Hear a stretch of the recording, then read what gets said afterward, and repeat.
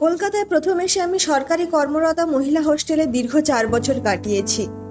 নানান ধরনের এবং বিভিন্ন বয়সের মেয়েরা এখানে থাকতো। কেউ কেউ যেমন খুব ভালো সরকারি চাকরি করত, কেউ আবার জীবনযুদ্ধে টিকে থাকার জন্য প্রতিনিয়ত লড়াই করত।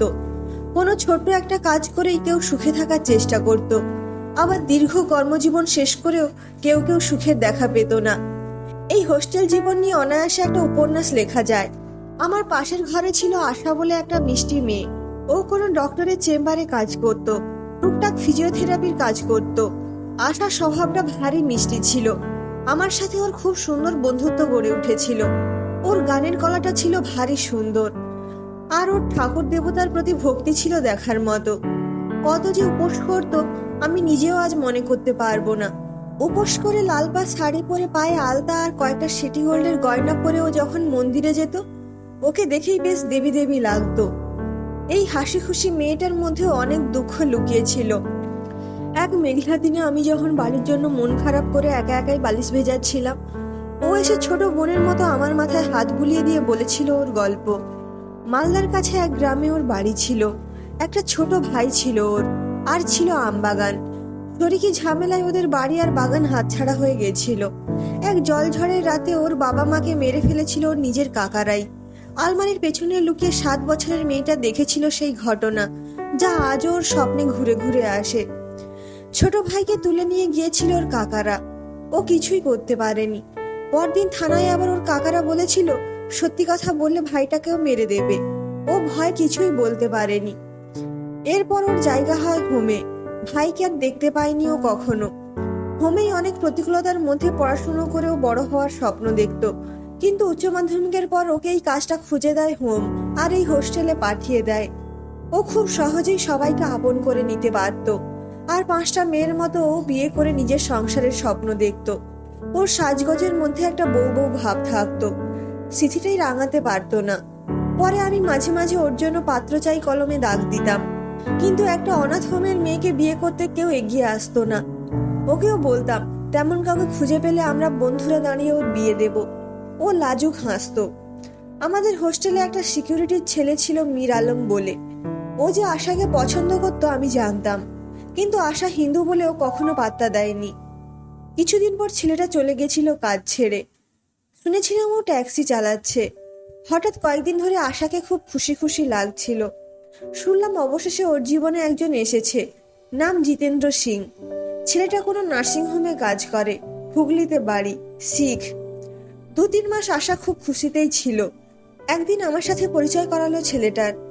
এরপর আমি আর আশা গিয়ে ওর বিয়ের বাজার করেছিলাম। 1 মাস পরে পাঞ্জাবি মতেই বিয়ে শুনলাম। এর 15 দিন পর দেখি আশা খুব চিন্তিত, কাজে যায় না, উদ্ভ্রান্তের মতো বসে থাকে। ওকে একটু চেপে ধরতেই কেঁদে ফেললো। বলল যে বিয়ের পর থাকবে বলে ওরা ভাড়া ঘর খুঁজছিল। জিতেন্দ্র একটা ঘর পেয়েছিল। সেই অ্যাডভান্স বাবদ এবং ঘরের প্রয়োজনীয় জিনিস কেনার জন্য নিজের জমানো 23,000 টাকা আর একটা সোনার আংটিও জিতের হাতে তুলে দিয়েছিল 5 দিন আগে। তারপর থেকে জিতের ফোন বন্ধ। আশা ওর বাড়ি চেনে না।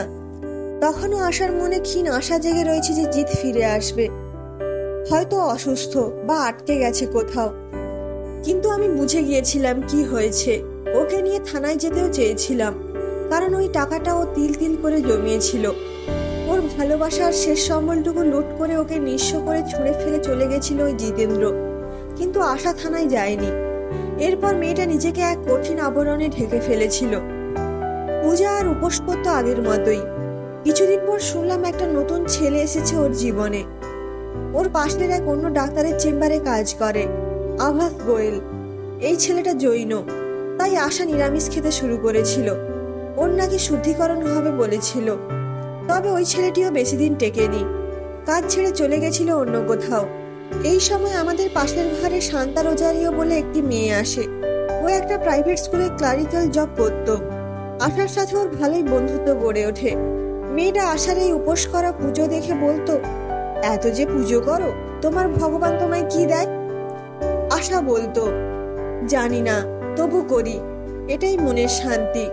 শান্তা একদিন ওকে বলল, তুমি আমার সাথে চার্চে যাবে, তোমার ভালো লাগবে, ভগবান তো সবই সমান। আশা গেছিল, কিন্তু ভগবানের ঘর নিয়ে ওর মনে হয়তো কোনো ভেদাভেদ ছিল না। কদিন পর লক্ষ্য করি আশা নিয়মিত ওর সাথে চার্চে যাচ্ছে। আমি একদিন জিজ্ঞেস করায় আশা বলল, আমার ভগবান তো আমায় কিছু দেয়নি, কিন্তু শান্তার গড কথা শোনে। শান্তাকে সব কিছু দিয়েছে ওর গড। আমি বুঝতে পারছিলাম ওর ভালোই ব্রেন ওয়াশ চলছে। আমার বাড়ি নর্থ বেঙ্গলে। দীর্ঘদিন ধরে সেখানকার দলিত আদিবাসীদের ধর্মান্তরিত হতে দেখেছি ন্যূনতম সুযোগ সুবিধার বিনিময়ে, তাই জানতাম ও কি বলবে। আমি বললাম, আশা, যে জিনিসগুলোকে এতদিন আঁকড়ে বড় হয়েছিলে সব রাতারাতি ভুলতে হবে। বিয়ে হলে ওই আলতা সিঁদুর পরতে পারবে না, সংসার হবে হয়তো, বাঁধন হবে পলকা, কিন্তু ওর মুখে একটাই কথা, ওদের গড কথা শোনে, গরিবদের দুঃখ বোঝে। এরপর খুব দ্রুত আমি আশাকে বদলে যেতে দেখেছি। ও নাকি ওর দুঃখ চিঠি লিখে গডকে জানিয়েছিল, চার্চে পোস্ট করেছিল। প্রথমে ওর চাকরি হলো এক ভালো ইংরেজি স্কুলে আয়া হিসেবে, আর দুপুর থেকে আরেক ডাক্তারের চেম্বারে কাজ করত। এরপর ওর জীবনে একটি ছেলে এলো, জোসেফ, যে 2 বছর আগেই ধর্মান্তরিত হয়েছিল। ওই স্কুলেই হোস্টেলে দেখাশুনো করে। এরপর আশা ধর্মান্তরিত হলো, ওর পালক পিতা মাতা পেল। ওর নাম হয়েছিল অ্যালিস। ওরা বাড়ি ভাড়া পাচ্ছিল না, আবার চিঠি লিখেছিল। এবার এক খ্রিস্টান বৃদ্ধের বাড়ি ওরা জায়গা পেল, তবে বৃদ্ধকে দেখাশুনোও করতে হবে। ওর পালক পিতামাতা ওদের বিয়ে দিয়েছিল ভালো করেই, চার্চে ওদের বিয়ে হয়েছিল। সাদা গাউন পরা অ্যালিসকে দেখে সেই শাড়ি আর আলতা পরা আশার কথা বারবার মনে পড়ছিল। ওর শুভ্র সিথি রাঙানোর ইচ্ছেটা এভাবে চাপা পড়ে গিয়েছিল। তবে ওর সংসার করার ইচ্ছে পূরণ হলো দেখে খুশি হয়েছিলাম। এর 6 মাস পর নন্দনে দেখা হয়েছিল আশার সাথে। লাল টুকটুকে শাড়ি আর সিটি গোল্ডের গয়নায় মিষ্টি লাগছিল, তবে শাখা সিঁদুর আর আলতা সাহস করে পরতে পারেনি। ওর বরকেও দেখলাম খুব খুশি, মনটা ভালো হয়ে গিয়েছিল।